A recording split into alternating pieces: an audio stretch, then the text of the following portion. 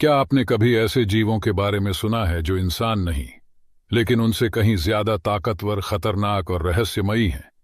हिंदू धर्म के प्राचीन ग्रंथों में ऐसे जीवों का जिक्र मिलता है जिनकी शक्तियां आपकी कल्पना से परे हैं।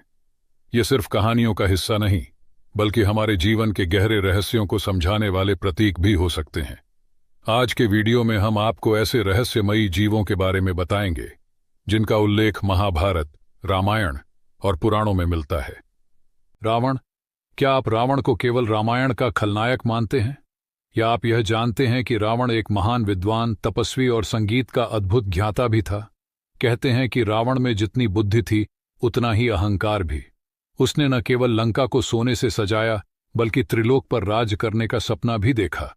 लेकिन सवाल यह है, क्या रावण वाकई इतना बुरा था जितना कि उसे दिखाया जाता है? क्या रामायण में रावण के महान गुणों को नजरअंदाज किया गया है, या वह सच में अपनी शक्तियों का दुरुपयोग करने वाला एक क्रूर राजा था? रावण, जिसे दशानन भी कहा जाता है, लंकापति और राक्षस कुल का राजा था। वह महर्षि विश्रवा और कैकसी का पुत्र था। उसकी 10 सिरों वाली छवि उसे अनोखा बनाती है। लेकिन क्या आप जानते हैं कि ये 10 सिर केवल प्रतीकात्मक हैं? रावण के 10 सिर उसकी 10 प्रमुख योग्यताओं का प्रतीक थे। 1. वेद और शास्त्रों का ज्ञान। 2. तंत्र मंत्र और योग की विद्या। 3.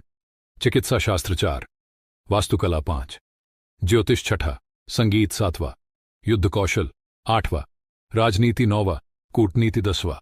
अपार बल और साहस। रावण की शक्ति का स्रोत था भगवान शिव का वरदान। उसने कठोर तपस्या करके शिव जी को प्रसन्न किया और उनसे अद्वितीय शक्तियां प्राप्त की। उसकी ताकत इतनी थी कि वह देवताओं को भी पराजित कर सकता था। रावण केवल एक योद्धा नहीं, बल्कि एक महान विद्वान भी था। संस्कृत का ज्ञाता।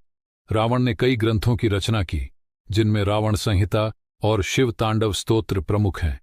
संगीत का महारथी। रावण वीणा का अद्भुत वादन करता था। कहते हैं कि उसका संगीत भगवान शिव को भी प्रभावित करता था। वास्तुकला। रावण ने लंका को सोने से सजाया और इसे दुनिया की सबसे उन्नत नगरी बनाया। लेकिन उसकी महानता के साथ साथ उसकी कमजोरी भी थी, उसका अहंकार। उसने अपनी शक्ति और ज्ञान का उपयोग कई बार गलत उद्देश्यों के लिए किया। रावण के अंत का सबसे बड़ा कारण यह था। रावण का सबसे बड़ा अपराध था देवी सीता का हरण। लेकिन क्या आप जानते हैं कि यह घटना केवल एक अपहरण नहीं, बल्कि उसके जीवन के पतन की शुरुआत थी? रावण ने सीता का हरण करके न केवल भगवान राम को चुनौती दी, बल्कि अपने अंत को भी आमंत्रित किया।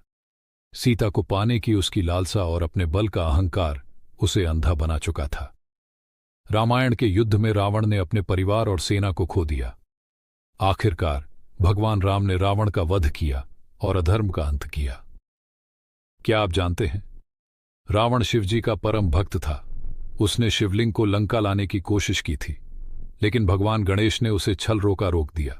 रावण का भाई विभीषण धर्म का पक्षधर था और उसने राम का साथ दिया। रावण का वध हुआ तो भगवान राम ने लक्ष्मण को उसके पास जाकर ज्ञान लेने को कहा, क्योंकि रावण जैसे विद्वान बहुत कम होते हैं। रावण केवल बुराई का प्रतीक नहीं, बल्कि अच्छाई और बुराई का मिश्रण था। रावण की कहानी हमें यह सिखाती है कि शक्ति और ज्ञान अगर अहंकार और लालच के साथ मिल जाएं तो विनाश का कारण बन सकते हैं। रावण महान था, लेकिन उसके अंदर की कमियां उसकी महानता पर भारी पड़ीं।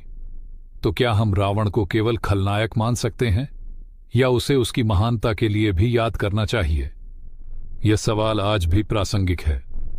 तो दोस्तों, आपको क्या लगता है, क्या रावण केवल एक खलनायक था, या वह एक मिसअंडरस्टूड महानायक था? अपनी राय हमें कमेंट में जरूर बताएं। अश्वत्थामा। क्या आपने कभी सुना है एक ऐसे योद्धा के बारे में जो हजारों सालों से जीवित है? वह योद्धा जो महाभारत के युद्ध में लड़ते लड़ते आज तक अपने कर्मों का फल भोग रहा है। कहते हैं अश्वत्थामा द्रोणाचार्य का पुत्र महाभारत के युद्ध के बाद से आज तक पृथ्वी पर भटक रहा है। उसके माथे पर भगवान कृष्ण द्वारा दिया गया श्राप उसकी पहचान बन चुका है। लोगों का दावा है कि उन्होंने अश्वत्थामा को भारत के जंगलों, प्राचीन मंदिरों और निर्जन स्थानों में देखा है। पर सवाल ये है, क्या अश्वत्थामा वाकई अमर है, या यह सिर्फ एक कहानी है जो पीढ़ी दर पीढ़ी सुनाई जा रही है? आज हम आपको बताएंगे अश्वत्थामा के रहस्य से जुड़ी अनसुनी बातें। वीडियो को अंत तक देखिए, क्योंकि यह कहानी आपको सोचने पर मजबूर कर देगी। अश्वत्थामा, द्रोणाचार्य और कृपि के पुत्र, महाभारत के सबसे वीर और कुशल योद्धाओं में से एक थे। उन्हें भगवान शिव का अवतार भी माना जाता है। उनके माथे पर चमकता हुआ मणि उनकी शक्तियों का प्रतीक था। महाभारत के युद्ध में उन्होंने पांडवों के खिलाफ लड़ाई लड़ी, लेकिन जब कौरव सेना हार गई तो अश्वत्थामा ने पांडवों को खत्म करने की ठान ली। क्रोध और बदले की आग में जलते हुए उन्होंने पांडवों के शिविर में घुसकर 5 भाइयों की हत्या कर दी। लेकिन वह नहीं जानते थे कि वे असल में द्रौपदी के 5 पुत्र थे। इस घटना ने उनके जीवन को बदल कर रख दिया। जब अश्वत्थामा की इस घृणित हरकत का पता चला तो भगवान कृष्ण ने उन्हें श्राप दिया। कृष्ण ने कहा, तुम अमर रहोगे, लेकिन यह अमरता तुम्हारे लिए श्राप होगी। तुम्हारा शरीर सड़ता रहेगा और तुम अनंत काल तक पृथ्वी पर भटकते रहोगे। कृष्ण ने अश्वत्थामा के माथे से उनका मणि छीन लिया। कहते हैं, तब से अश्वत्थामा का शरीर एक खुले घाव जैसा है और वह हर समय दर्द सहते हुए जीने के लिए मजबूर हैं। कुछ लोग दावा करते हैं कि उन्होंने अश्वत्थामा को मध्य प्रदेश के नरसिंहपुर जिले के जंगलों में देखा है। उज्जैन के एक प्राचीन शिव मंदिर में कहा जाता है कि अश्वत्थामा हर रोज पूजा करने आते हैं। पुजारियों का कहना है कि उन्होंने एक लंबे घाव से भरे व्यक्ति को देखा है जो शिवलिंग पर फूल चढ़ाता है और तुरंत गायब हो जाता है। गंगा नदी के किनारे रहने वाले कुछ संतों का मानना है कि उन्होंने अश्वत्थामा को देखा है। उनका दावा है कि अश्वत्थामा हमेशा अकेले रहते हैं और किसी से बात नहीं करते। तो दोस्तों, आपको क्या लगता है, क्या अश्वत्थामा आज भी हमारे बीच मौजूद हैं या यह सिर्फ एक मिथक है? अपने विचार हमें कमेंट में जरूर बताएं।